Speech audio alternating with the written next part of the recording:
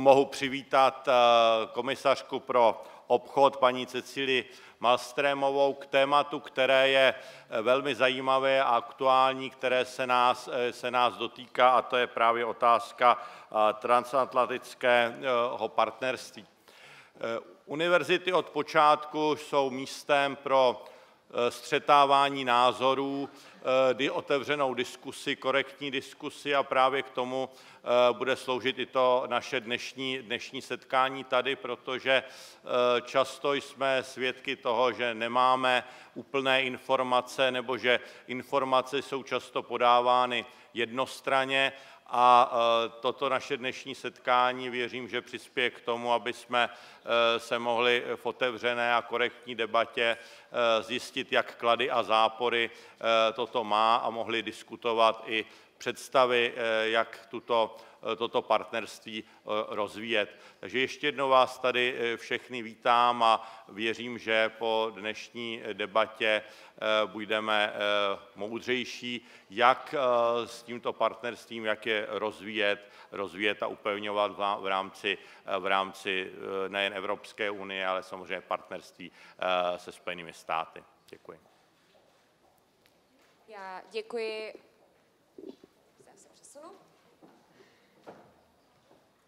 Já děkuji panu rektorovi Tomáši Zimovi a poprosím paní komisařku Cecilii Malmström nejdříve o, řekněme, stručné představení, protože bude to jen takový krátký start a to pravé přijde poté, kdy budeme mít zhruba 40 minut na diskuzi. Takže prosím, už si můžete teď formulovat dotazy.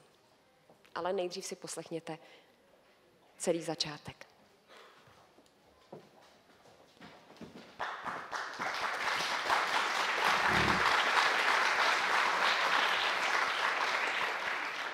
Ladies and gentlemen, thank you very much for inviting me here today. It's a great pleasure to be in Prague again on this beautiful day. I'm grateful that you choose to be inside instead of outside, where the temperature is surely nicer than in here. It's also a great honor to be at the Charles University, an ancient cutting-edge center of learning and fact-finding.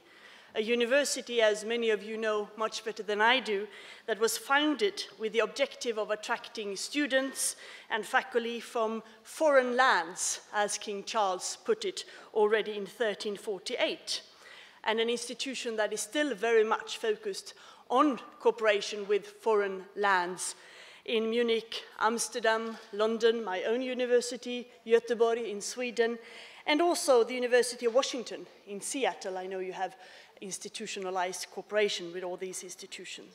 And there's a good reason why international cooperation is one of the main objectives of this university. Because when people cooperate across borders, when they meet, both sides benefits. And that's why it's a good place here to talk about trade policy, and more specifically about TTIP. TTIP is becoming one of the most well-known acronyms in Europe. Very often we Eurocrats are accused of speaking strange language, using difficult words and acronyms, but I think TTIP is one of the few that is actually very known in many countries and among many people. Transatlantic Trade and Investment Partnership. So let me talk a little bit about why I think this is an important agreement that we are negotiating. We talk about economic benefits, the benefits from better functioning governments, and the strategic benefit of having a closer alliance with the United States. Starting with the economy, of course, opening markets further, like we want to do in TTIP, improves people's economic lives in many ways. We make it easier to import. That means that we have a greater choice of goods and services at lower prices, and that benefits all of us, including the most poorer of the society. By making import easier, trade agreements lower the costs and expand choice for companies who import parts, raw materials, components, energy. So our companies are becoming more competitive, and that means that they are better than their rivals on the world stage. And that means more jobs in Europe. And we desperately need those jobs because we're still not out of the economic crisis, even if the Czech Republic is doing comparatively very well compared to many other countries in the Union. And making it easier to export, trade agreements also create jobs in export-driven companies. 1 in 6 people of the Czech working people are employed thanks to exports outside the European Union. And every billion euros that we export in the European Union leads roughly to 14,000 jobs within our borders. We have, of course, a wide strategy from the EU to reap all these benefits. We are negotiating within the WTO, and we have a multitude of bilateral negotiations going on with Japan, with Vietnam. We will start soon with Mexico, and we have other partners in Latin America, Africa, Asia, etc. And TTIP is an important part of this strategy. It's a deal with our largest trading partner and the world's second largest economy. And as you in the Czech Republic know very well, the US is also a key ally to the European Union across many different areas, including security issues. We do not agree every day on all issues with the US, but we are partners and we share a lot of very important values such as democracy, human rights, and the commitment to the rule of law. And TTIP aims to strengthen those values. And today, at a time when those values are contested in some parts of the world, it is important to find allies. When the EU was created, there was a fear that this would be a fortress against others, but TTIP is not against anybody else. It is a fact also that some of the largest benefiters of the internal market, apart from us, of course, was Japan and US. And TTIP will become the same for partners all around the world. If we get it right, that means that we need to get away with the barriers for small companies and for big companies. And we need to get it right in all countries, here in the Czech Republic. TTIP would get rid of almost all tariffs. Tariffs are still there today, and they are especially harmful for small and medium-sized companies. A company like Lasvit, it's a Czech company, they do world-class glass decoration and artworks. They have to pay 28% of tariffs when they export to the US. That's a lot of money. And of course, if they would disappear, that would mean more opportunities for that company. In TTIP, we are also aiming to make regulation on both sides more compatible, without lowering the standards that protects people.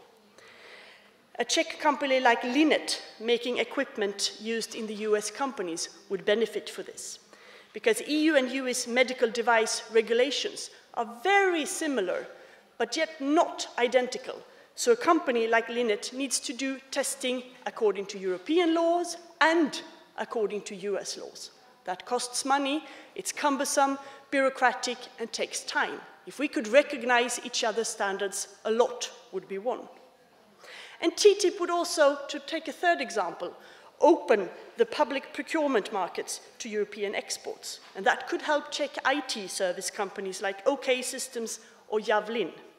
They sell to the US government, but today they have to navigate their way around the Buy American rules, which favors local US suppliers. TTIP aims to make it easier for Czech and EU companies to sell to government bodies in the US. And all these three examples are real companies. They exist, and they are just examples of so many small and medium-sized companies who have difficulties and to seek to expand their activity on the US market. And I can give you many more examples, but I think you get the picture. Albert Einstein, who once was a former professor at this university, he said, "Not everything that counts can be counted, and not everything that can be counted counts." And that means that TTIP goes beyond the pure economic benefits. Regulatory cooperation, for instance. This university knows that when researchers and experts cooperate, it is generally for the better. And the same is true for governments when they cooperate. The EU and the US have one of the best regulators of the world. They know how to put standards in different products to protect citizens and to protect the environment. If those experts come together to discuss new standards for new products, nanotechnology or electric cars, they can share their experience and give advice to those who make the laws, the European Parliament, the Congress, and the national parliaments. And thereby, we will have a possibility to shape the future regulations and standards, also globally. And when authorities cooperate, they can enforce the rules even better. In the pharmaceutical industry, the EU and the US have very high standards of control in the factories, for instance. But we don't recognize each other's inspections, and that means double inspections in factories that have already been checked. So if we could cooperate, we would save time and money. And TTIP would thereby make it easier and cheaper for governments to buy goods and services, freeing up resources that are needed in the public sector. This is all good and important, but I want to underline that TTIP will not lower any standards. We are seeking to cooperate in areas where our standards are equally high, but a little different in the way we get there. But in areas where we have different traditions, different culture, or differences, we do not even discuss it. That means that we are not reducing any of our environmental, consumer, or safety protection because of this agreement, neither with TTIP, neither with any other agreement. We will ensure full protection of EU standards and legislation on food, environment, health, safety, and consumer rights. So we will just not discuss these issues if we do not agree. And we will always, as members of the European Union, be able to regulate and to make the laws ourselves in full sovereignty. TTIP will also address an issue that has been quite contested in many countries, another acronym, ISDS, Investor to State Dispute Settlement.